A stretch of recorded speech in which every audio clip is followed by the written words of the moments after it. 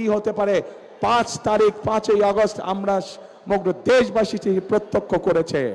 প্রিয় ভাই বোনেরা, আমরা যারা বিএনপি করে, আমরা যারা শহীদ রাষ্ট্রপতি জিয়াউর রহমানের আদর্শে বিশ্বাসী, আমরা যারা দেশনেত্রী খালেদা জিয়ার আদর্শে বিশ্বাসী, আমাদের কথা একটাই, কাজ একটাই, আমরা বিশ্বাস করি জনগণই সকল ক্ষমতার উৎস। এবং সেই জন্যই আমরা যে সকল পরিকল্পনা গ্রহণ করি, সেগুলো গ্রহণ করে জনগণের জীবনযাত্রা কিভাবে ভালো করা যায়, আমরা সেজন্যই সেই সকল পরিকল্পনা গ্রহণ করি যার মাধ্যমে জনগণের ভাগ্য পরিবর্তিত হতে পারে। আমরা সেই সকল পরিকল্পনায় গ্রহণ করি যার মাধ্যমে জনগণের ভাগ্য একই সাথে দেশের ভাগ্যের পরিবর্তন করা যায়। প্রিয় ভাই বোনেরা,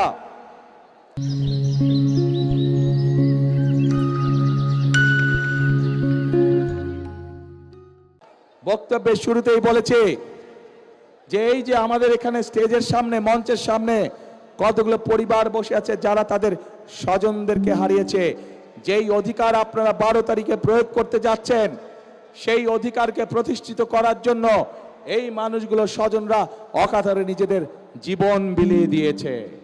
এখন প্রিয় ভাই বোনেরা, এই যে যারা শহীদ হয়েছে, যারা নিজেদের জীবন বিলিয়ে দিয়েছে, এই মানুষগুলোর আত্মত্যাগের মর্যাদা যদি দিতে হয়, তাহলে অবশ্যই আমাদের দেশকে পুনর্গঠন করতে হবে।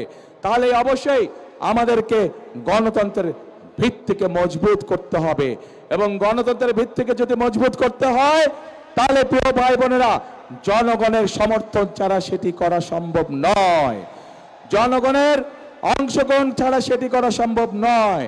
এবং জনগণের অংশগ্রহণ মানে 12 তারিখ সকাল থেকে আপনাদেরকে সতর্ক থাকতে হবে যে আপনাদের এই অধিকার কেউ যাতে ছিনিয়ে যেতে না পারে, আপনাদের এই অধিকারের বিরুদ্ধে কেউ যাতে ষড়যন্ত্র করতে না পারে। প্রিয় ভাই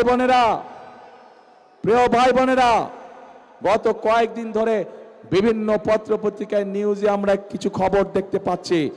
ওই যে যারা নতুন জালেম হিসেবে আবির্ভূত হয়েছে, ওই যে যাদেরকে বাংলাদেশের মানুষ গুপ্ত হিসাবে চিনে, আমরা দেখেছি কিভাবে তাদের লোকজন বিভিন্ন জায়গায় ভুয়া সিল ছাপাচ্ছে, কিভাবে আমরা বিভিন্নভাবে শুনতে পাচ্ছি যে তাদের পরিচিত যেগুলা প্রেস আছে সেখানে বলে তারা ব্যালট পেপার ছাপাচ্ছে, যেটি তারা পকেটে করে নিয়ে যাবে।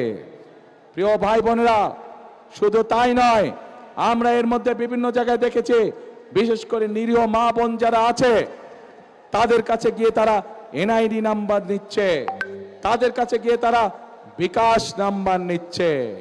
প্রিয় ভাই বোনেরা, এই গুপ্তের দল, এই জালেমের দল বলে তারা নাকি সৎ মানুষের শাসন কায়েম করবে।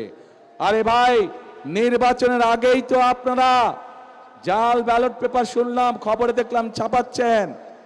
নির্বাচনের আগেই তো দেখলাম আপনাদের লোকজন এনআইডি নাম্বার নিয়ে যাচ্ছে, মা বোনদের বিকাশ নাম্বার নিয়ে যাচ্ছে। প্রথমেই তো আপনারা অনৈতিক কাজ শুরু করছেন, অনৈতিক কাজ দিয়ে আপনারা মানুষের ভোটকে প্রভাবিত করতে যাচ্ছেন। যাদের ভোটের শুরুটাই অনৈতিক কাজ, তারা কি করে সৎ মানুষের শাসন দিতে পারে? পারে না তারা। প্রিয় ভাই বোনেরা, আর মা বোনদেরকে অপমান করার পরে তারা বলছে যে তারা এটা করে নাই, তাদের আইডি বলে হ্যাক হয়ে গিয়েছিল। কিন্তু বিশেষজ্ঞদের কথা অনুযায়ী আইডি কোনো হ্যাক হয় নাই। যখন তারা ধরা পড়ে গিয়েছে, বিভিন্ন রকম মিথ্যে কথা তারা বলা শুরু করেছে। প্রিয় ভাই বোনরা, যারা একটি অপরাধকে ঢাকার জন্য মিথ্যে কথা বলে, আর যাই হোক, তারা সৎ মানুষের শাসন দিতে পারে না। কাজে প্রিয় ভাই বোনেরা, এদের এই ষড়যন্ত্র সম্পর্কে আপনাদেরকে সজাগ থাকতে হবে। আজ এই মাঠে লক্ষ মানুষ যারা আছেন, আপনারা স্ব এলাকায় ফিরে গিয়ে আপনার এলাকার যে সকল ভাই বোন আছে, যারা ভোটার আছে, তাদেরও সকলকে সজাগ সতর্ক দৃষ্টি রাখতে বলবেন, যাতে করে 12 তারিখে আপনার অধিকার অন্য কেউ হাইজ্যাক করে নিয়ে যেতে না পারে। প্রিয় ভাই বোনেরা, আসুন 12 তারিখে আমরা ভোট শেষ করি।